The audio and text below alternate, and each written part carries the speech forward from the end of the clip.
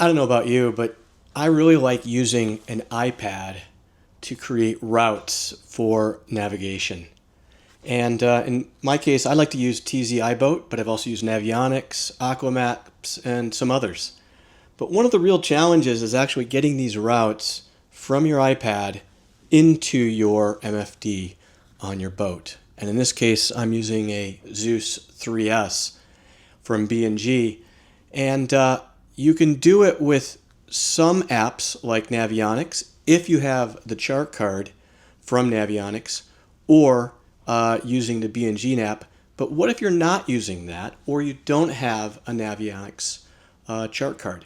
So in this video, I'm going to show you 3 different ways to get your route from your iPad into your B&G navigator.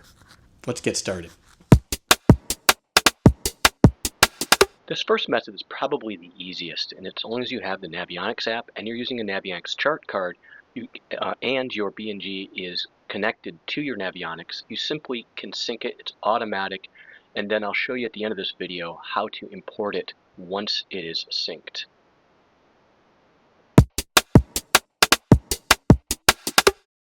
Okay, if you prefer not to use Navionics but another application, in this case I'm using TZ iBoat, and you want to export the route, you go to export, or it could be shared depending on the app.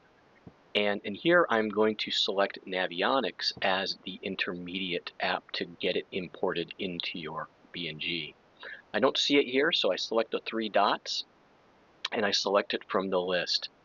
And here you can see there, and as soon as I selected it, it automatically imported it using Navionics, just like the first example. It's super simple, and it works with virtually any navigation application, TZ iBoat, Aquamaps, whatever.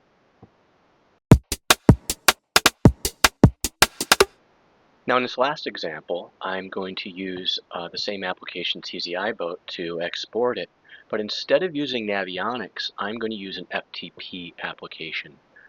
In this case, I'm using FTP Manager, and just like before, I went to export and selected it, and I pulled it up. I'm using the free version, so you don't need to pay for it, and you can select the chart card, routes, and then you can import it from there. Now you do have to set up your connection. In this case, my B&G Zeus 3S. Let me show you what I did. I simply select the IP address of the navigator and the port should be port 21. Okay, the last steps to getting your route successfully into your B&G navigator so you can actually use it happen regardless of how you got the route in there, whether it's Navionics, using the FTP app, or any other way. It's the same. So here's what you do. Go to Storage, and in Storage, select the top memory card, go to Archive, and then you'll see a folder called Routes, and that's where you've put those routes that you imported. And I've got the routes imported here, and it's right there. I'm going to import it, and then click Import. And then you say yes, and that's all there is to it. Now, once that import is complete, then you can start using the route rather.